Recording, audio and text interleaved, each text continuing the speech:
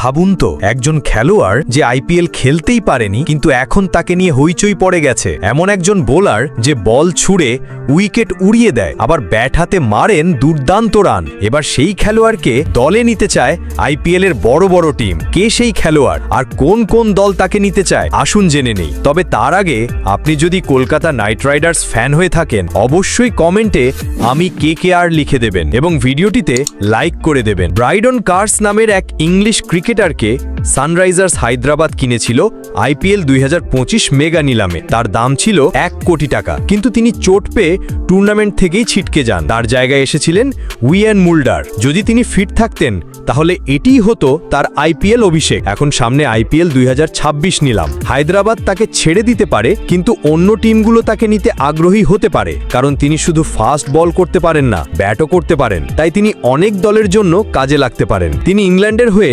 11টি T20 match খেলেছেন, সেখানে নিয়েছেন 17টি উইকেট। চলুন দেখে নিই এমন 3টে দল যারা ব্রাইডন কার্সকে নিতে চায় আইপিএল 2026 নিলামে। প্রথম দল কলকাতা নাইট রাইডার্স বা KKR। কলকাতা নাইট রাইডার্স চাইতে পারে তাকে দলে নিতে।